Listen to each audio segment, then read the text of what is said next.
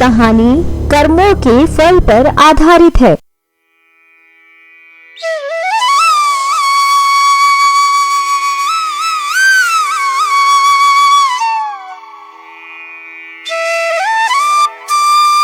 रामपुर गांव में राजीव नाम का एक आदमी रहता था।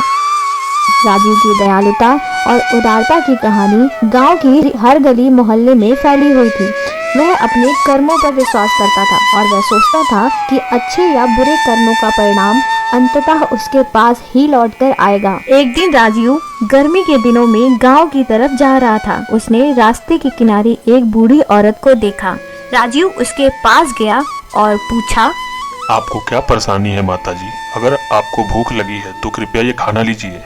उसने खाना देते हुए कहा। बूढ़ी औरत की आंखें जगमगा गईं। उसने खाना स्वीकार किया और कहा, तुम्हें बहुत सारा आशीर्वाद दे रही हूँ। तुम्हारी दयालुता के लिए तुमको बहुत सारा फल मिलेगा। राजीव मुस्कुराया और आगे बढ़ गया। अपने छोटे से काम के साथ वह संतुष्ट महसूस कर रहा था, लेकिन उसे नहीं पता था कि उसके जीवन में भयंकर तूफान आने वाला है। उसी रात रामपुर में एक भयंकर तूफान आया जिसने कई घरों को तबाह कर दिया। राजीव का घर भी तबाही से नहीं बच सका। वह ढह गया और उसे बेघर और गरीब बना दिया। बेहद उदास और निराश राजीव मंदिर में आश्रय ढूंढने चला गया, जहां उसने रात भर धैर्य से प्रार्थना की। सूर्योदय के साथ ही जैसे ही पहली किरण अंधकार को छूती है, राजीव को अजीब शांति का एहसास हुआ। अचानक आई विपदा से बहुत से लोग परेशान थे और भूख से तड़प रहे थे, लेकिन राजीव शांत था और विपदा के बावजूद भी लोगों की मदद कर रहा था। एक दिन गांव के बाहर घूमते हुए राजीव ने एक थके हुए यात्री को देखा। उसके फटे हुए कपड़े और चेहरा थका हुआ था। बिना हिचकिचाहट के राजीव उसको रात बिताने के लिए घर ले गया और खाने को भी दिया।